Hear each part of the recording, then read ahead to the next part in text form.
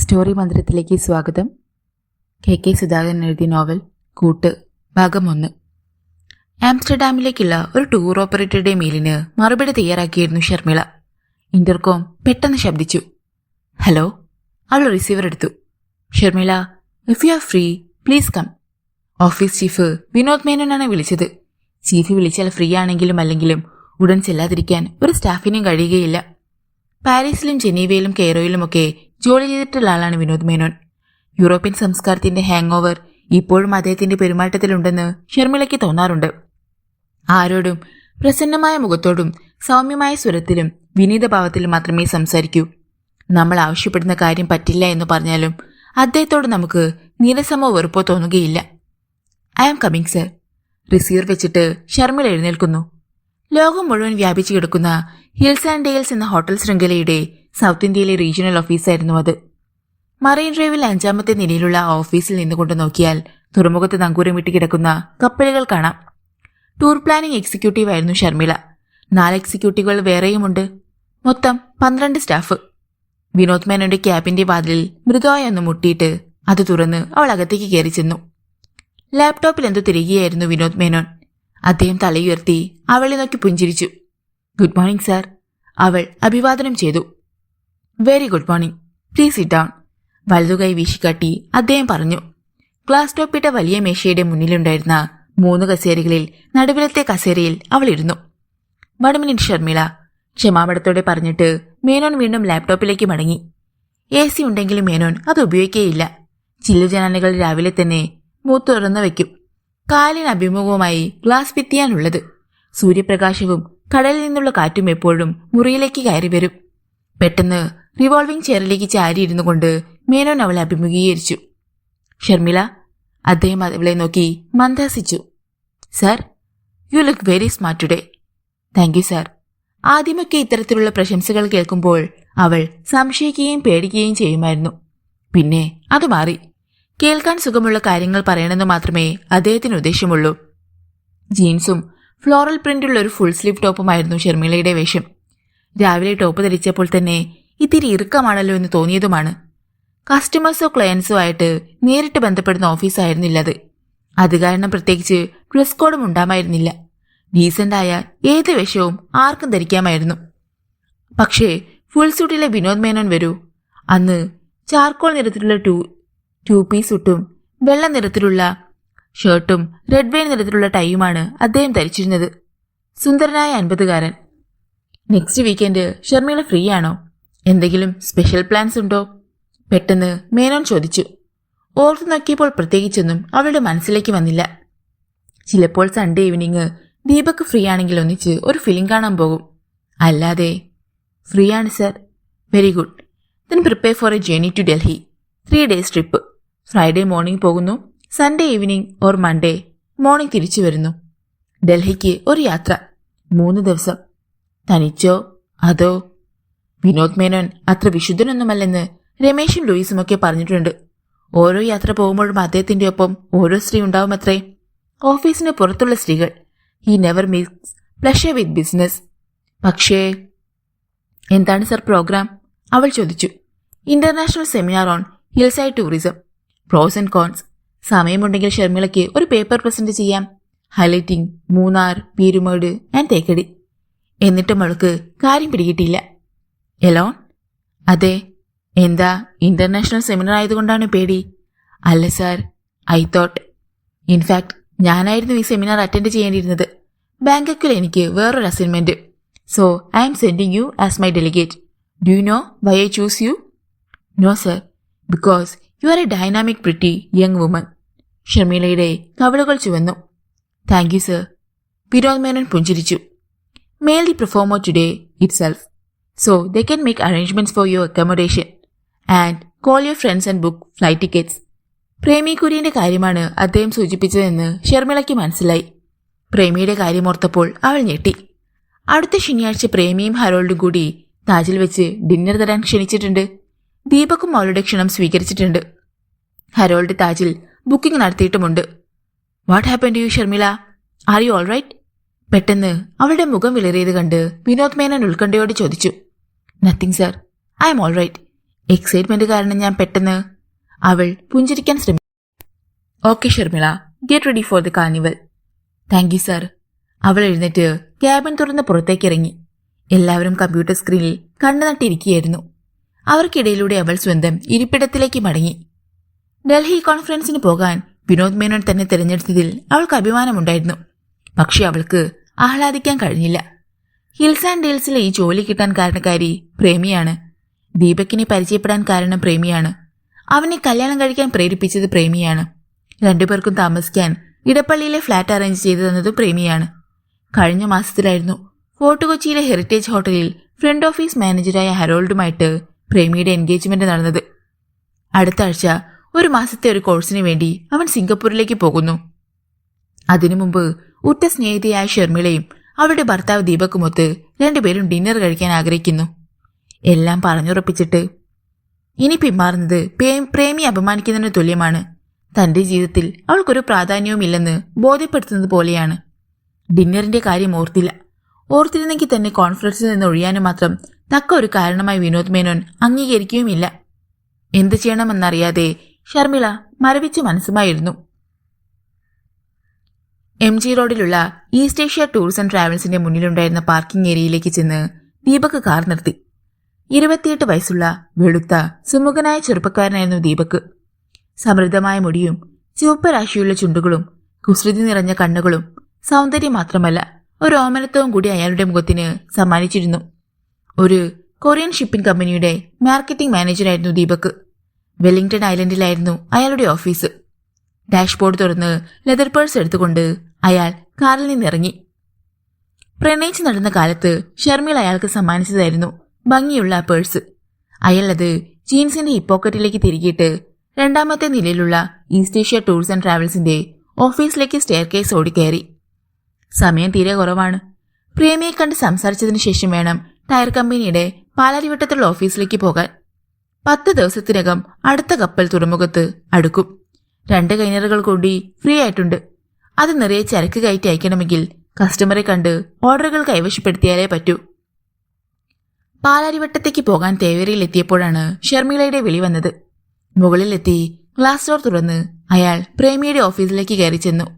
അപ്പോൾ പ്രേമിയുടെ മേശയുടെ മുൻപിൽ ഒരു സായിപ്പും മദാമയും ഉണ്ടായിരുന്നു. അയാളെ കണ്ട് പ്രേമി പുഞ്ചിരിച്ചു. പക്ഷെ ആ ചിരിക്ക് പതിവ് തിളക്കമില്ലെന്ന് അയാൾക്ക് തോന്നി. ഹായ് ദീപക്, 1 മിനിറ്റ് ഇരിക്കൂ, അവൾ പറഞ്ഞു. സായിപ്പും മദാമയും എത്രയും വേഗം പോണേ എന്ന് പ്രാർത്ഥിച്ചുകൊണ്ട് ഒഴിഞ്ഞുകിടന്നിരുന്ന ഒരു കസേരയിൽ അയാൾ ഇരുന്നു. 7 or 8 പേർ ജോലി ചെയ്യുന്ന ഓഫീസായിരുന്നു അത്. മുൻപ് പലവട്ടം വന്നിട്ടുണ്ടായിരുന്നതുകൊണ്ട് മിക്കവർക്കും ദീപകിനെ പരിചയമുണ്ടായിരുന്നു. അയാൾ മൊബൈൽ എടുത്ത് മെയിൽ വല്ലതും വന്നിട്ടുണ്ടോ എന്ന് പരിശോധിച്ചു. വിനായക കാഷ്യൂ എക്സ്പോർട്ടേഴ്സിന്റെ ഒരു റിമൈൻഡർ വന്ന് കിടപ്പുണ്ടായിരുന്നു. അതിന് റിപ്ലൈ കൊടുത്തു കഴിഞ്ഞ് സായിപ്പും മദാമയും പോയി. ദീപക് എഴുന്നേറ്റ് ചെന്ന് പ്രേമിയുടെ മുമ്പിൽ ചെന്നിരുന്നു. എന്താ ദീപക് പതിവില്ലാതെ, വഴിതെറ്റി വന്നതാണോ? അവൾ ചോദിച്ചു. മുമ്പ് ഒരിക്കലും അവളിങ്ങനെ കുറ്റപ്പെടുത്തലിന്റെ സ്വരത്തിൽ സംസാരിച്ചിട്ടില്ലല്ലോ എന്ന് അയാൾക്ക് ഓർമ്മ വന്നു. പ്രേമി നല്ല മൂഡിലല്ല. ഇപ്പോൾ അവളോട് സംസാരിച്ചാൽ ശരിയാവില്ലെന്ന് അയാൾക്ക് തോന്നി. ഞാൻ വെറുതെ. ഹരോൾഡ് മുംബൈയിൽ നിന്ന് എന്നാണ് വരുന്നത്? അവൾ ആ ചോദ്യം കേട്ടതായി ഭാവിച്ചില്ല. എല്ലാവരും എന്നെ കൈയൊഴുകിയാണ് അല്ലേ? ഏറ്റവും വേണ്ടപ്പെട്ടവരും എന്നും കൂടെ കാണുമെന്ന് വിശ്വസിച്ചിരുന്നവരും, അവൾ പറഞ്ഞു. എന്താണ് പ്രേമി പറയുന്നത്? മനസ്സിലാകാത്ത മട്ടിൽ അയാൾ ചോദിച്ചു. എന്തിനാണ് ദീപക് എന്നെ ഇപ്പോൾ കാണാമെന്നതെന്ന് എനിക്ക് മനസ്സിലായി. 19th പ്ലാൻ ചെയ്യുന്ന ഡിന്നറിന് വരാൻ പറ്റില്ലെന്ന് പറയാനല്ലേ? അയാൾ മിണ്ടാനാവാതെയിരുന്നു. അല്പമൊന്ന് ഇരുണ്ട നിറമാണ് പ്രേമിയുടേത്. പക്ഷേ ഏത് പുരുഷനെയും ആകർഷിക്കുന്ന വിടർന്ന ചുണ്ടുകളും വലിയ കണ്ണുകളും ഉരുണ്ട മാറിടങ്ങളും വടിവത്ത ശരീരവുമായിരുന്നു അവളുടേത്. ഹരോൾഡ് ഒരു ലക്കി ഗൈ ആണെന്ന് അയാൾക്ക് പലപ്പോഴും തോന്നിയിട്ടുണ്ട്. 16th മോർണിംഗ് ഫ്ലൈറ്റിന് ഡൽഹിക്ക് ഒരു ടിക്കറ്റ് വേണമെന്ന് ഇപ്പോൾ അറിയിപ്പ് വന്നിരിക്കുന്നു ഷർമിയുടെ ഓഫീസിൽ നിന്ന്. തിരിച്ച് മണ്ടയിൽ അവിടെ നിന്നു. അവളുടെ ചീഫിന്റെ തീരുമാനമാണ്. ഇക്കാര്യം പ്രേമിയോട് പറയാൻ അവൾക്ക് വലിയ സങ്കടമുണ്ട്. അതിനാണ് അവൾ എന്നെ വിളിച്ച് പറഞ്ഞത്. We are sorry. If you both are free next day നമുക്ക്. നോ ദീപക്, ആ ഡിന്നർ ഇനി വേണ്ട. അത് മറന്നേക്ക്. ഇനി എനിക്കതിലൊട്ടും താല്പര്യമില്ല, അവൾ പറഞ്ഞു. ബട്ട് പ്രേമി, വിൻഡോ സീറ്റ് ഷർമിക്ക് ഇഷ്ടമാണെന്ന് എനിക്കറിയാം. അപ്പോൾ തന്നെ ടു ആൻഡ് ഫ്രോ ടിക്കറ്റ് ഞാൻ ബുക്ക് ചെയ്തു കഴിഞ്ഞു. Let her go and attend the conference. Premi, സമയം കിട്ടുമ്പോൾ എന്നെ ഒന്ന് വിളിക്കാൻ അവളോട് പറയൂ. Now I'm little busy. Sorry Deepak. പൊയ്ക്കോളൂ എന്ന മാന്യമായ ഭാഷയിൽ അവൾ പറഞ്ഞു കഴിഞ്ഞപ്പോൾ പിന്നെ അവിടെ ഇരിക്കാൻ ദീപകിന് തോന്നിയില്ല. അയാൾ എഴുന്നേറ്റ് ഒന്നും മിണ്ടാതെ പുറത്തേക്കിറങ്ങി. വളരെ അടുത്ത കൂട്ടുകാരികളായിരുന്നു പ്രേമിയും ഷർമിളയും. അവരുടെ സൗഹൃദത്തിന് ആദ്യമായി ഒരു വിള്ളലുണ്ടായി കഴിഞ്ഞു എന്ന് അയാൾക്ക് തോന്നി. ഷർമിളയെ കുറ്റപ്പെടുത്താനും അയാൾക്ക് കഴിഞ്ഞില്ല.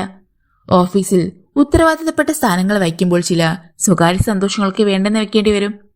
പതിവ് പോലെ അന്നും 7 മണിയായിട്ടാണ് പ്രേമിക്ക് ഓഫീസിൽ നിന്നിറങ്ങാൻ കഴിഞ്ഞത്. പകൽ സമയത്തെ തിരക്ക് അവളെ വല്ലാതെ തളർത്തി കഴിഞ്ഞിരുന്നു. ഫ്ലാറ്റിൽ ചെന്നിട്ട് തണുത്ത വെള്ളത്തിൽ കുളിക്കണം, ഉടുപ്പ് മാറണം, വല്ലതും കഴിക്കണം, പാട്ട് കേട്ടുകൊണ്ട് കിടന്നുറങ്ങണം. ചെറിയ കാറുണ്ടായിരുന്നു അവൾക്ക്. മെട്രോ പണി നടക്കുന്നത് കാരണം MG റോഡിലെ ഡ്രൈവിംഗ് ഭയങ്കര ബോറാണ്. ചെമ്പുമുക്കിലായിരുന്നു അവൾ താമസിച്ചിരുന്ന 2 ബെഡ്റൂം ഫ്ലാറ്റ്. വർക്കീസിൽ കയറി 2 ചപ്പാത്തി റോളും ഒരു കുപ്പി മിനറൽ വാട്ടറും വാങ്ങിക്കൊണ്ടാണ് അവൾ ചെമ്പുമുക്കിലേക്ക് പോയത്. കാർ പാർക്ക് ചെയ്തിട്ട് ലിഫ്റ്റ് കയറി 7ാമത്തെ നിലയിലേക്കുള്ള ഫ്ലാറ്റിലേക്ക് അവൾ പോയി. വാതിൽ തുറന്ന് അകത്ത് കയറി ലൈറ്റിട്ട് അവൾ ഹാൻഡ് ബാഗും ഫുഡ് പാക്കറ്റും ഡൈനിങ് ടേബിളിലേക്ക് വെച്ചു. ബെഡ്റൂമിലെ AC ഓൺ ചെയ്തിട്ട് അവൾ വസ്ത്രങ്ങൾ അഴിച്ച് മുഷിഞ്ഞ തുണികൾ ഇടുന്ന വലിയ പ്ലാസ്റ്റിക് കുഴിയിൽ നിക്ഷേപിച്ചു. പിന്നെ ഷവറിന്റെ ചുവട്ടിൽ നിന്നുകൊണ്ട് ശരീരം തണുപ്പിച്ചു.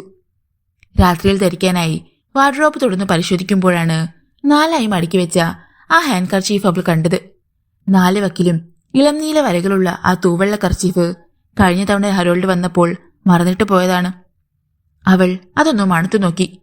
ആഫ്റ്റർ ഷേവിന്റെയും ബോഡി സ്പ്രേയുടെയും ഗന്ധമായിരുന്നു അത്. അവന്റെ മണം. ഭക്ഷണം കഴിച്ചു കഴിഞ്ഞപ്പോൾ 9 മണി. ഇനി എപ്പോ വേണമെങ്കിലും ഹരോൾഡിന്റെ വിളി വരും. ഒരാഴ്ചയായി അവൻ മുംബൈയിലേക്ക് പോയിട്ട്. വെള്ളിയാഴ്ച അവൻ തിരിച്ചെത്തും. സാധാരണ 9 കഴിയുമ്പോഴേക്ക് അവൻ വിളിക്കാറുള്ളത്. പക്ഷേ 9:30 വിളി വന്നില്ല.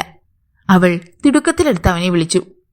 പ്രേമി, ഞാൻ ഫ്രീയല്ല, തിടുക്കത്തിൽ അവൻ പറഞ്ഞു. പശ്ചാത്തലത്തിൽ താരോ സംസാരിക്കുന്നതിന്റെയോ ബാൻഡിന്റെയോ ഒക്കെ ശബ്ദം കേൾക്കുന്നുണ്ടായിരുന്നു. ഓക്കെ, അവൾ കോൾ കട്ട് ചെയ്തു. ഹരോൾഡ് ഫ്രീ ആകുമ്പോൾ വിളിക്കാമെന്ന് കരുതി അവൾ പാട്ട് കേട്ടുകൊണ്ട് കിടന്നു. പിന്നെ ഉറങ്ങി. രാത്രിയിൽ ഉണർന്നു നോക്കിയപ്പോൾ സമയം 1:30. ഹരോൾഡിന്റെ മിസ് കോൾ ഇല്ല. രാവിലെ അവൾ അവനെ വിളിച്ചു. അപ്പോൾ സ്വിച്ച്ഡ് ഓഫ്. പകൽ നേരത്തെ തിരക്ക് കാരണം വിളിക്കാൻ സാധിച്ചില്ല.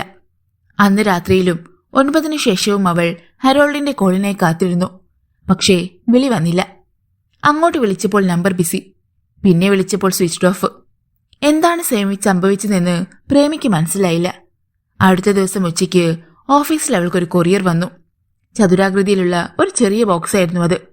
From Harold. അവരെന്തോ ഗിഫ്റ്റ് അയച്ചിരിക്കുന്നു. കത്രിക എടുത്ത് അവൾ സെല്ലോ ടോപ്പ് ഓരോന്നായി മുറിച്ചു മാറ്റി. കാർഡ്ബോർഡ് പെട്ടിക്കുള്ളിൽ ചുവന്ന നിറമുള്ളൊരു plastic ornament box. വൈരക്കമ്മലാണോ?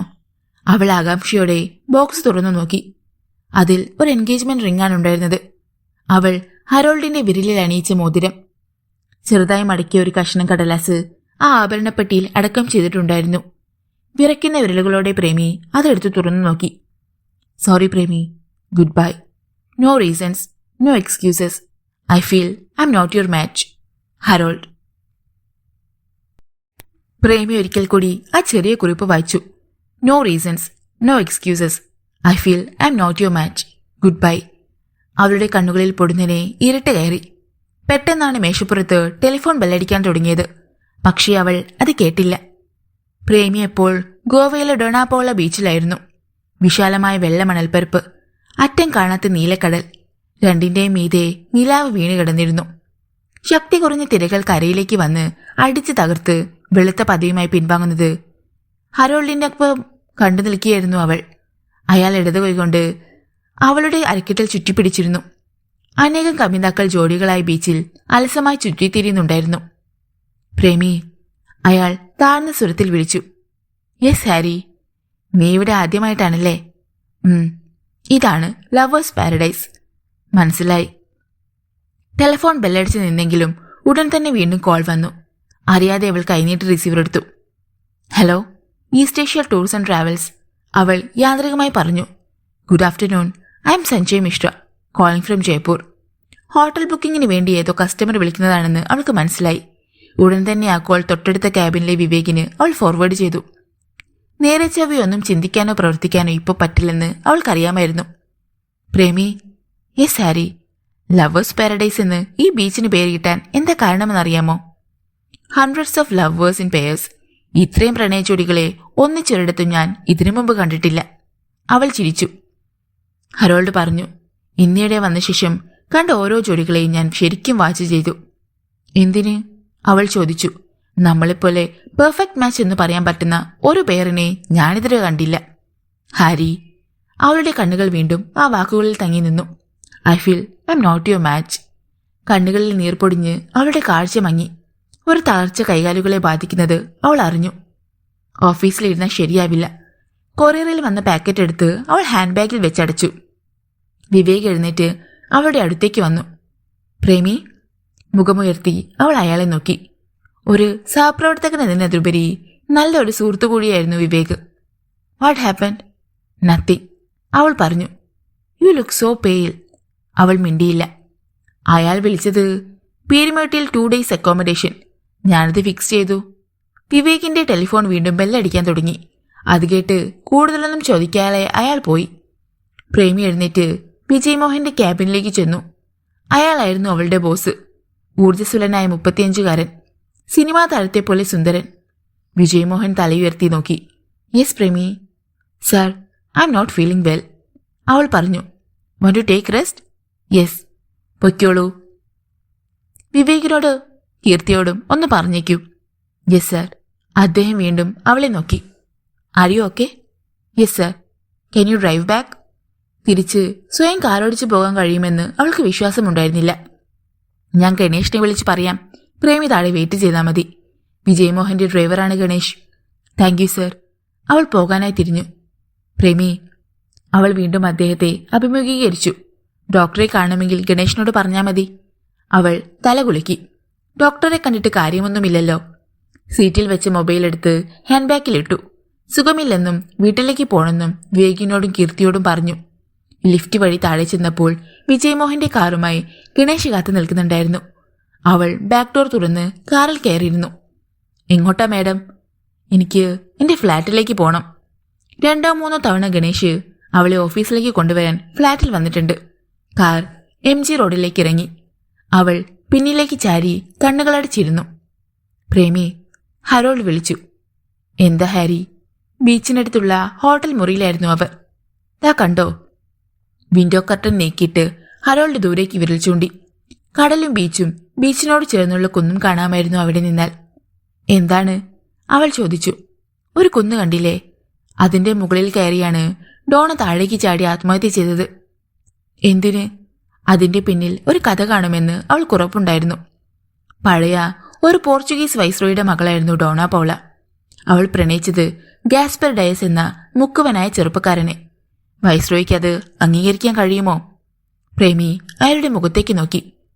I am not Dona Paula, അവൾ പറഞ്ഞു. But I am the son of a fisherman, അയാൾ പറഞ്ഞു. But I am not the daughter of the viceroy. Fort കൊച്ചിയിൽ കുന്നുകളില്ല. ഉണ്ടായിരുന്നെങ്കിൽ തന്നെ നിന്നെ ഞാൻ കൈവിടുകയില്ല. No reasons, no excuse. അപ്പാർട്ട്മെന്റിന് മുമ്പിൽ ചെന്ന് കാർ നിന്നു. പ്രേമി ഡോർ തുറന്ന് വണ്ടിയിൽ നിന്നിറങ്ങി. ഇനി എവിടെയെങ്കിലും പോകാനുണ്ടോ മാഡം? ഗണേഷ് ചോദിച്ചു. ഇല്ല. പെട്ടെന്നാണ് അവൾക്കൊരു കാര്യം ഓർമ്മ വന്നത്. ഗണേഷ്, എനിക്കൊരു ഉപകാരം ചെയ്യാമോ? എന്താണ് മാഡം? എന്റെ കാറൊന്ന് കൊണ്ടുവന്ന് തരാമോ? ഫ്രീ ആകുമ്പോൾ മതി. അതിനെന്താ, കൊണ്ടുവരാമല്ലോ. ബാഗിൽ നിന്ന് അവൾ ചാവി എടുത്തു കൊടുത്തു. ലിഫ്റ്റിൽ അവൾ തനിച്ചായിരുന്നു. ഇതേ ലിഫ്റ്റിൽ വെച്ചാണ് ഹെറോൾഡ് അവളെ ആദ്യമായി ചുംബിച്ചത്. അത് ഓർമ്മ വന്നപ്പോൾ അറിയാതെ അവളുടെ കണ്ണുകൾ നിറഞ്ഞു. വൈറ്റ് ലോട്ടസ് എന്നായിരുന്നു അവൾ താമസിക്കുന്ന അപ്പാർട്ട്മെന്റിന്റെ പേര്. വെറുതെയല്ല നിന്റെ അപ്പാർട്ട്മെന്റിന് ഈ പേര് കിട്ടിയത്, അന്ന് ഹെറോൾഡ് പറഞ്ഞു. അതെന്താ? ലിഫ്റ്റ് അപ്പോഴും മുകളിലേക്ക് പോകുകയായിരുന്നു. Your mouth has A fragrance of lotus. എന്നിട്ടും ഹെറോൾഡ്. 7ാമത്തെ നിലയിലെത്തി ലിഫ്റ്റ് നിന്നു. അവൾക്ക് തല ചുറ്റുന്നത് പോലെ തോന്നി. വാതിൽ സ്വയം തുറന്നപ്പോൾ അവൾ വേഗം പുറത്തേക്കിറങ്ങി. നിന്റെ ഉച്ഛ്വാസവായുവിന് താമരപ്പൂവിന്റെ മണമാണ്. താക്കോലെടുത്ത് അവൾ ഫ്ലാറ്റിന്റെ വാതിൽ തുറന്നു. മാരേജ് കഴിഞ്ഞാൽ ഞാൻ ഇങ്ങോട്ട് ഷിഫ്റ്റ് ചെയ്താലോ എന്ന് വിചാരിക്കുകയാണ്. ഏറ്റവും ഒടുവിൽ വന്നപ്പോൾ ഹെറോൾഡ് പറഞ്ഞു. റിയലി? വിശ്വാസം വരാതെ അവൾ ചോദിച്ചു. യെസ്, ഈ ഫ്ലാറ്റ് എനിക്ക് ശരിക്കും ഇഷ്ടപ്പെട്ടു. Lovely place. എന്റെ വീട്ടിലേക്ക് നിന്നെ കൊണ്ടുപോകാൻ പറ്റില്ല. അവിടെ മമ്മയും മാർഗരറ്റും ലോറൻസും ഉണ്ട്. ഒരു റൂം നമുക്കായി കിട്ടുകയില്ല. കടവന്ത്രയിൽ ഒരു ലോഡ്ജിലാണ് ഹെറോൾഡ് താമസം. എനിക്ക് വളരെ സന്തോഷമായി ഹാരി. 3 വർഷമായി ഞാൻ ഈ ഫ്ലാറ്റിൽ താമസിക്കുന്നു. അതിൽ 1 വർഷത്തിലേറെ ഷെർമി എന്റെ കൂടെ ഇവിടെ ഉണ്ടായിരുന്നു. അവളുടെ മാരേജ് കഴിഞ്ഞിട്ടാണ് ദീപക്കുമൊത്ത് ഒരു ഇടപ്പള്ളിയിലേക്ക് മാറിയത്. ഷെർമിളയും നീയും വളരെ ക്ലോസ് ആയിരുന്നുവെന്ന് ദീപക് പറഞ്ഞിട്ടുണ്ട്. Yes, we are sisters more than friends. Still we are very close and we have no secrets between us. അപ്പോൾ ദീപക്കാണിപ്പോൾ എൻ്റെ ബെസ്റ്റ് ഫ്രണ്ട്, ഹരോൾഡ് പറഞ്ഞു. പ്രേമി തളർച്ചയോടെ സോഫയിലേക്കിരുന്നു. എന്നിട്ടും എന്തിനാണ് ഹാരി? ഉച്ചയ്ക്കുള്ള ഫ്ലൈറ്റിൽ വിനോദ് മേനോൻ ചെന്നൈയിലേക്ക് പോയി. അവിടുന്നാണ് ബാങ്കോക്ക് ഫ്ലൈറ്റ്. നാളെയല്ലേ ഷർമിള ഡൽഹിക്ക് പോകുന്നത്? രാവിലെ മേനോൻ ചോദിച്ചു. അതെ സർ, അവൾ പറഞ്ഞു. I will call you. എന്തെങ്കിലും ഡിസ്കസ് ചെയ്യണമെന്ന് തോന്നിയാൽ don't hesitate to call me. ഞാൻ വിളിക്കാം sir. All the best. Thank you. Menon പോയി കഴിഞ്ഞപ്പോൾ ഓഫീസിലെല്ലാവരും ഒരു റിലാക്സ്ഡ് മൂഡിലായി എന്ന് ഷർമിളയ്ക്ക് തോന്നി. അപ്പോഴാണ് പ്രേമിയുടെ കോൾ വന്നത്. ഹലോ പ്രേമി. ഷർമിളോടൻ ആ കോൾ എടുത്തു. I want to see you. അവളുടെ സ്വരത്തിന് ഒരു വിറയലുണ്ടെന്ന് ഷർമിളയ്ക്ക് തോന്നി. I you not feeling well? No. നീ എവിടെയാണ്? White lotus. ഹോസ്പിറ്റലിൽ പോണോ? വേണ്ട, നിന്നെ ഒന്ന് കണ്ടാ മതി. Okay, I'm coming. ബാക്കിയുണ്ടായിരുന്ന ജോലികൾ അവൾ പെട്ടെന്ന് തോർത്തു. എന്നിട്ട് ദീപകിനെ വിളിച്ചു. നീ എവിടെയാണ്? ഞാനിവിടെ ബാനർജി റോഡിലുണ്ട്. ഡ്രൈവ് ചെയ്യാണോ? അല്ല, ടൗൺ ഹാളിനടുത്ത് ഒരു ക്ലയന്റിനെ കാണാൻ വന്നതാണ്. ഫ്രീ ആയോ? 10 minute. Okay, wait there. Premi ഇപ്പോഴെന്നെ വിളിച്ചിരുന്നു. നമുക്ക് അവളെ കാണാൻ പോണം. എന്തോ പ്രോബ്ലം ഉണ്ടെന്ന് തോന്നുന്നു. നീ എങ്ങനെ വരും? ബസ് അല്ലെങ്കിൽ ഓട്ടോ. ബസ് സ്റ്റോപ്പിൽ വന്നിട്ട് എന്നെ ഒന്ന് വിളിക്ക്. I will pick U up. ഇനി 3-4 ദിവസം ഓഫീസിലുണ്ടാകുകയില്ല. ഡൽഹിയിൽ പോയിട്ട് തിങ്കൾ കഴിഞ്ഞ് ചൊവ്വാഴ്ചയെ വരൂ. എല്ലാവരോടും യാത്ര പറഞ്ഞ് ഷർമിള വേഗം ഇറങ്ങി. ആദ്യം കിട്ടിയത് ഒരു ഓട്ടോയാണ്. അതിൽ കയറി അവൾ നോർത്തിലേക്ക് പോയി. 4 മണിയായത് കാരണം റോഡിൽ കനത്ത ട്രാഫിക്. ടൗൺ ഹാളിന്റെ അടുത്തെത്തി പരമാര ക്ഷേത്രത്തിന് മുമ്പിൽ അവൾ ഓട്ടോ നിർത്തിച്ചു. ദീപക്, ഞാനിവിടെ ടെമ്പിളിന്റെ മുമ്പിലുണ്ട്, അവൾ വിളിച്ചു പറഞ്ഞു. ഞാൻ ഇതാ വരുന്നു. 2 മിനിറ്റ് കഴിഞ്ഞപ്പോൾ ദീപക് കാർ കൊണ്ടുവന്ന് അവളുടെ മുമ്പിൽ നിർത്തി. എന്നിട്ട് ഡോർ തുറന്ന് പുറത്തേക്കിറങ്ങി. അവൾ ചോദ്യഭാവത്തിൽ അയാളെ നോക്കി. U drive. നിനക്കല്ലേ വഴി കൂടുതൽ പരിചയം. ശരിയായിരുന്നു. 3-4 തവണ മാത്രമേ അവളോടൊപ്പം ദീപക് വൈറ്റ് ലോട്ടസിൽ പോയിട്ടുള്ളൂ. പക്ഷേ അവൾ 14 മാസത്തോളം അവിടെ താമസിച്ചിട്ടുണ്ട്. ഷർമിള ചെന്ന് ഡ്രൈവിംഗ് സീറ്റിലിരുന്നു. അവൾക്ക് എന്താണ് പറ്റിയത്? കലൂർ എത്തിയപ്പോൾ ദീപക് ചോദിച്ചു. എനിക്കറിയില്ല ദീപക്. പുറമേ അവൾ വളരെ ബോൾഡാണെന്ന് തോന്നുമെങ്കിലും ചെറിയ സങ്കടങ്ങൾ പോലും അവൾക്ക് താങ്ങാൻ പറ്റില്ല. താജിലെ ആ ഡിന്നർ മുടങ്ങിയതിന്റെ പേരിലായിരിക്കുമോ? ഏയ് അല്ല. അന്ന് തന്നെ ഞാൻ വിളിച്ച് സംസാരിച്ചല്ലോ. ആദ്യം കുറിച്ച് പരിഭവിച്ചെങ്കിലും കാര്യം മനസ്സിലായപ്പോൾ തണുത്തു. This is something else. എത്ര നാളായി അവൾ കൊച്ചിയിൽ വന്നിട്ട്? ദീപക് ചോദിച്ചു. More than 4 years. അവളുടെ പപ്പ താമ്പരത്ത് ഹോമിയോ ഡോക്ടറായിരുന്നു. തമിഴത്തിയാണ് അമ്മ, നഴ്സ്. ലവ് മാരേജ് ആയിരുന്നു. പപ്പ മരിച്ചപ്പോൾ അവൾ ഇങ്ങോട്ട് പോന്നു. തോപ്പുംപടിയിൽ അവൾക്കൊരു ആന്റി ഉണ്ടായിരുന്നു, പപ്പയുടെ സിസ്റ്റർ. അവൾക്കന്ന് 20 വയസ്സാണ്. ഇപ്പോൾ 24 വയസ്സ്. ദീപക് മനസ്സിൽ കണക്ക് കൂട്ടി. ആന്റിയുടേത് സെക്കൻഡ് മാരേജ് ആയിരുന്നു. അയാളിൽ നിന്ന് ചില മോശം അനുഭവങ്ങൾ ഉണ്ടായപ്പോൾ അവൾ ഹോസ്റ്റലിലേക്ക് മാറുകയായിരുന്നു. അവൾക്കന്ന് വേറൊരു ട്രാവൽ ഏജൻസിയിലായിരുന്നു ജോലി. 20-ാമത്തെ വയസ്സിൽ പ്രേമി പൂർണ്ണമായും വിരിഞ്ഞു കഴിയാത്ത ഒരു പൂവായിരുന്നിരിക്കണം.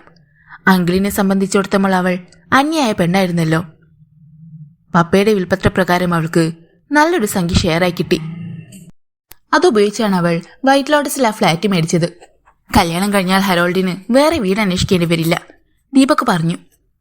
ഞാൻ നേരത്തെ വർക്ക് ചെയ്തുകൊണ്ടിരുന്ന സ്ഥാപനത്തിൽ നിന്ന് ചെറിയൊരു മിസ്റ്റേക്കിനാണ് അവരെന്നെ പിരിച്ചുവിട്ടത്. അതൊരു കോൺസ്പിറസിയുടെ ഭാഗമായിരുന്നുവെന്ന് പിന്നീടാണ് അറിഞ്ഞത്. ജോലിയുമില്ല, വരുമാനവുമില്ല. 1 മാസം ഞാൻ വളരെ വിഷമിച്ചു. വീട്ടിലേക്ക് പോകാൻ അഭിമാനം അനുവദിച്ചതുമില്ല. പാടിവട്ടത്ത് ചെന്നപ്പോൾ ചെറിയൊരു ട്രാഫിക് ബ്ലോക്ക്. ഷർമിള കാറിന്റെ വേഗത കുറച്ചു. വണ്ടി ലൈനിൽ ഏറ്റവും പിന്നിൽ ചെന്ന് നിന്നു.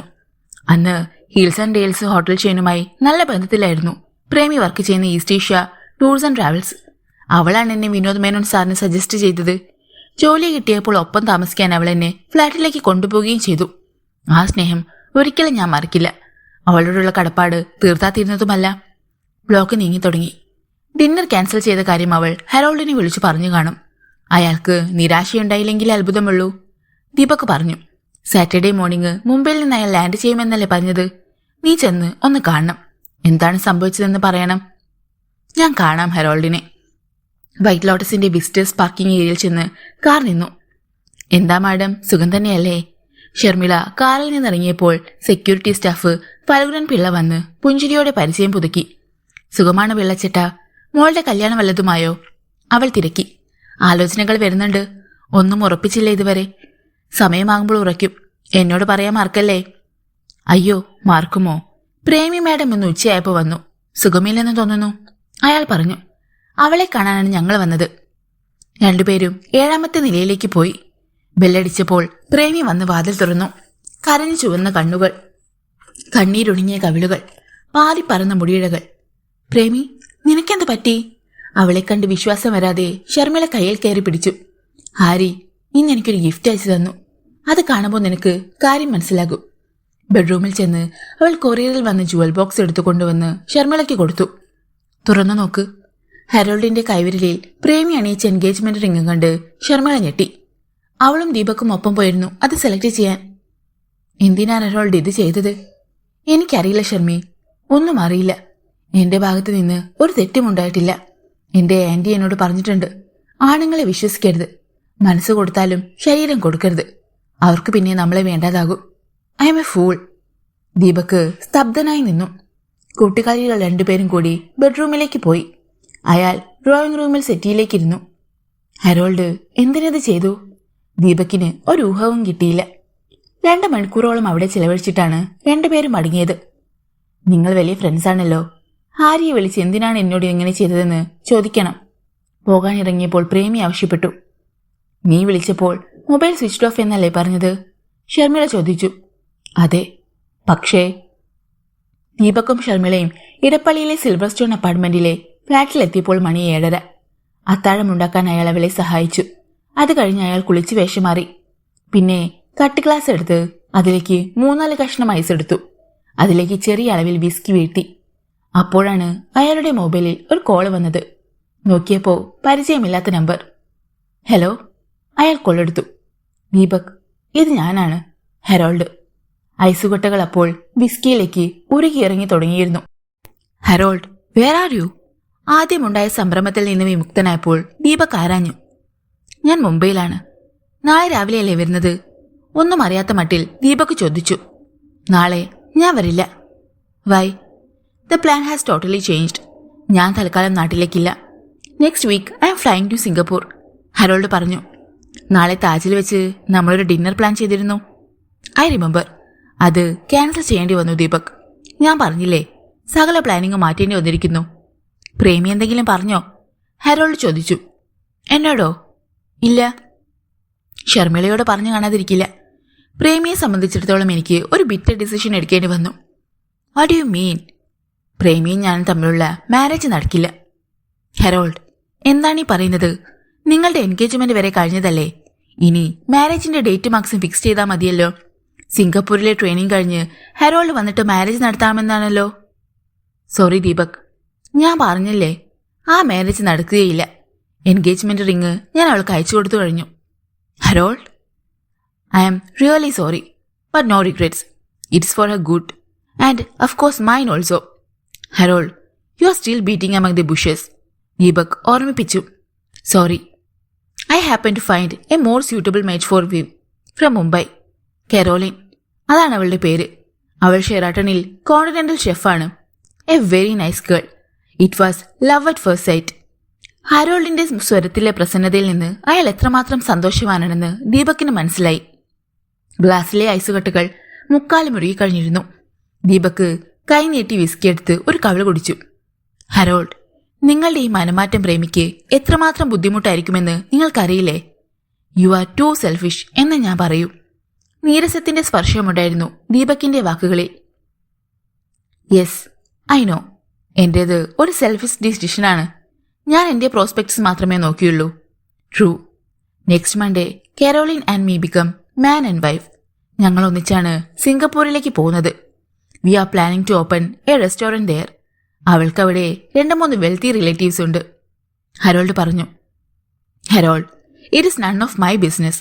പക്ഷെ നിങ്ങൾ ചെയ്തത് ഒട്ടും ശരിയായില്ലെന്ന് ഞാൻ പറയൂ. പൂവർ ഗേൾ, അവൾക്കിത് താങ്ങാൻ പറ്റുമെന്ന് നിങ്ങൾക്ക് തോന്നുന്നുണ്ടോ? ഹരോൾഡ് പരിഹാസത്തോടെ ഒന്ന് ചിരിച്ചു. പുവർ ഗേൾ, നിങ്ങൾക്ക് പ്രേമിയെ എത്ര നാളായി അറിയാം? 6 months or 7. ഞങ്ങളുടെ മാരേജിന് മുമ്പ് എനിക്ക് പ്രേമിയെ പരിചയമുണ്ടായിരുന്നു. പക്ഷേ ഷർമിള എൻ്റെ വൈഫായതിനു ശേഷമാണ് അവളുടെ ക്ലോസ് ഫ്രണ്ട് എന്ന നിലയിൽ ഞാൻ പ്രേമി അടുത്തറിഞ്ഞത്. Why did you ask? I am not a first lover. അതിനു മുമ്പും ഉണ്ടായിരുന്ന അവളുടെ ലൈഫിൽ 2 or 3 പുരുഷന്മാർ. ഞാൻ പോയാൽ വേറൊരാളെ അവൾ കണ്ടുപിടിക്കും. So simple. ഹെറോൾഡ് സ്വയം ന്യായീകരിക്കുകയാണെന്ന് അയാൾക്ക് മനസ്സിലായി. ഒരാൾക്ക് ഒരു തെറ്റ് ചെയ്യുമ്പോൾ അതിനെ സപ്പോർട്ട് ചെയ്യാൻ 9 കാരണങ്ങൾ കണ്ടുപിടിക്കും. ദീപക്, നമ്മൾ തമ്മിൽ ഇനി ഒരിക്കലും കാണില്ല. ഗുഡ് ബൈ പറയാൻ വേണ്ടിയാണ് ഞാൻ വിളിച്ചത്. Because we were friends. പ്രേമിയോട് സംസാരിക്കാൻ പറ്റില്ല എനിക്ക്. ഷർമിളയെ എൻ്റെ അന്വേഷണം അറിയിക്കുക. ബൈ. അതോടെ കോള് കട്ടായി. ദീപക് സാവധാനം ഡ്രിങ്ക് മുഴുവൻ കുടിച്ചു തീർത്തു. അയാൾ ഹെറോൾഡിനെ കുറിച്ചും പ്രേമിയെക്കുറിച്ചും അവർ ഒന്നിച്ച് ചെലവഴിച്ച സന്തോഷകരമായ അവസരങ്ങളെക്കുറിച്ചും അപ്പോഴേക്ക് ഓർത്തുകൊണ്ടിരുന്നു. കുളി കഴിഞ്ഞ് ഷർമിള വന്നു. അവൾ ലൂസ് പൈജാമയും സ്ലീവ്ലെസ് ടോപ്പുമാണ് ധരിച്ചിരുന്നത്. ദീപക് ഒഴിഞ്ഞ ഗ്ലാസ്സിലേക്ക് വീണ്ടും വിസ്മി പറഞ്ഞു. എത്രാമത്തെയാണ്? അവൾ ചോദിച്ചു. 2nd. അയാൾ വിസ്കിയിലേക്ക് ഐസ് കട്ടകൾ എടുത്തിട്ടു. വാ കഴിക്കാം. രാവിലെ പോകേണ്ടതല്ലേ, നേരത്തെ കിടന്നുറങ്ങാം, അവൾ പറഞ്ഞു. നീ ഇവിടെ വന്നിരിക്കേ. ഷർമിള ചെന്ന് സെറ്റിയിൽ അയാളുടെ അടുത്തിരുന്നു. ഹെറോൾഡ് വിളിച്ചിരുന്നു. ഇപ്പോ. അവൾ ആകാംക്ഷയോടെ അയാളുടെ മുഖത്തേക്ക് നോക്കി. എന്തു പറഞ്ഞു അയാൾ? തിങ്കളാഴ്ച അയാൾ കരോളിൻ എന്ന പെണ്ണിനെ കെട്ടുന്നു, മുംബൈയിൽ വെച്ച്. ഷർമിള ഒന്ന് ഞെട്ടി. സത്യമാണോ ദീപക് പറഞ്ഞത്? അവൾക്ക് വിശ്വാസം വന്നില്ല. Yes, she's a chef in a 5-star hotel. Love at first sight ആയിരുന്നുവെന്ന്. Cheat. He's a scoundrel. Sharmila അറിയാതെ പല്ല് ഞെരിച്ചു. ഗ്ലാസ് ഉയർത്തി ദീപക് ഒരു കവള കുടിച്ചു. നിനക്ക് എത്ര നാളായി പ്രേമിയെ അറിയാം? അയാൾ ചോദിച്ചു. More than 3 years. അവൾക്ക് സ്റ്റഡി ബോയ് ഫ്രണ്ട്സ് ഉണ്ടായിരുന്നോ? എന്താണ് അങ്ങനെ ചോദിച്ചത്? ഷർമിളയ്ക്ക് മനസ്സിലായില്ല. He said he was not the first guy. അവൾ അയാളുടെ മുഖത്തേക്ക് തുറിച്ചു നോക്കി. അയാൾ അങ്ങനെ പറഞ്ഞോ? യെസ്. ഹരോൾഡ് പറഞ്ഞ കാര്യങ്ങൾ ഒന്നുപോലും വിടാതെ ദീപക് അവളോട് പറഞ്ഞു. ഇതുപോലെയുള്ള ഓഫീസുകളിൽ വർക്ക് ചെയ്യുമ്പോൾ നിനക്ക് ഫീമെയിൽ ഫ്രണ്ട്സ് ഇല്ലേ? എനിക്ക് മെയിൽ ഫ്രണ്ട്സുമുണ്ട്. അതുപോലെ അവൾക്കും. അതിലപ്പുറം ഡീപ്പായിട്ടുള്ള എന്റെ അറിവിലില്ലായിരുന്നു. പ്രേമിക്ക് വേണ്ടി അവൾ വാദിച്ചു. Maybe he's an inventing excuses. Engagement കഴിഞ്ഞ് അവളെ ഉപേക്ഷിച്ചു പോകുമ്പോൾ സ്വയം ന്യായീകരിക്കാനോ മറ്റുള്ളവരെ ബോധ്യപ്പെടുത്താനോ? അതൊന്നുമല്ല കാര്യം. പ്രേമിയേക്കാൾ പ്രോസ്പെക്ടസ് ഉള്ള വേറൊരുത്തിയെ അയാൾ കണ്ടെത്തി. ഷർമിള ചിന്തയിൽ മുഴുകി അല്പനേരം ഇരുന്നു. ഗ്ലാസ്സിൽ ബാക്കിയുണ്ടായിരുന്ന വിസ്കി ദീപക് അല്പാൽപമായി കഴിച്ചു തീർത്തു. നാളെ അവൾ നിന്നെ വിളിക്കും, ഷർമിള പറഞ്ഞു. അയാൾ ചോദ്യഭാവത്തിൽ അവളെ നോക്കി. ഹരോൾഡ് പറഞ്ഞ കാര്യമൊന്നും നീ അവളോട് പറയരുത്. അവൾക്കത് താങ്ങാൻ പറ്റിയെന്ന് വരില്ല. പക്ഷേ അയാളെ വിളിക്കാൻ അവൾ എന്നോട് ആവശ്യപ്പെടും. ദീപക് ഭയന്നു. നീ വിളിക്കുന്നു, പക്ഷേ സ്വിച്ച്ഡ് ഓഫ്. അങ്ങനെ പറഞ്ഞാൽ മതി. ദീപക് മെല്ലെ തലകുലുക്കി. പുതിയ നമ്പറിലാണ് അയാൾ വിളിച്ചത്. You save that new number. ചിലപ്പോൾ അത് ആവശ്യമായി വരും, ഷർമിള പറഞ്ഞു. അയാൾ അപ്പോൾ തന്നെ ആ നമ്പർ ഹരോൾഡ് ന്യൂ എന്ന പേരിൽ സേവ് ചെയ്തു. വാ കഴിക്കാം. എന്റെ വിശപ്പ് പോയി, അവൾ പറഞ്ഞു. എന്ന് പറഞ്ഞാൽ എങ്ങനാ? എന്റെ മോൾ എഴുന്നേറ്റ് വാ. അവളെ പിടിച്ചെഴുന്നേൽപ്പിച്ച് ശരീരത്തോട് ചേർത്തുകൊണ്ട് അയാൾ ഡൈനിങ് ടേബിളിന്റെ അടുത്തേക്ക് ചെന്നു. വിസ്കി അയാളുടെ സിരകളിൽ ലഹരിയുടെ വേലിയേറ്റം നടത്തി തുടങ്ങിയിരുന്നു. ഇരിക്ക്. അടുത്തടുത്ത കസേരകളിൽ അവർ ഇരുന്നു.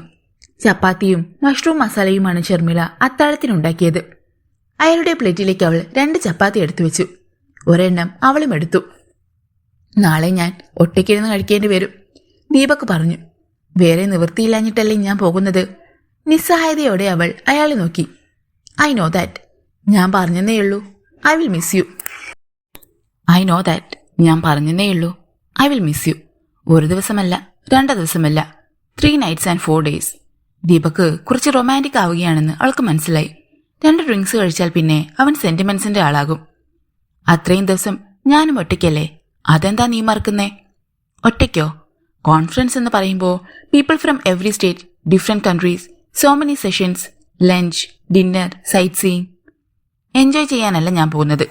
പ്രേമിയുടെ കാര്യം അറിഞ്ഞപ്പോൾ തന്നെ വല്ലാണ്ട് വിഷമമായി. എന്തായാലും ഞാൻ തിരിച്ചു വരുന്നത് വരെയെങ്കിലും ഒരു കാര്യവും അവളോട് പറയരുത്. ഇല്ല ഷർമി, ഞാനത് പറയില്ല. അതൊരു പെയിൻഫുൾ ആയിട്ടുള്ള കാര്യമാണ്. പക്ഷേ നമ്മൾ രണ്ടും പറയാതെ എന്താണ് സംഭവിച്ചതെന്ന് അവൾ ഒരിക്കലും അറിയാനും സാധ്യതയില്ല. അതൊരു മിസ്റ്ററിയായി തന്നെ അവശേഷിക്കും.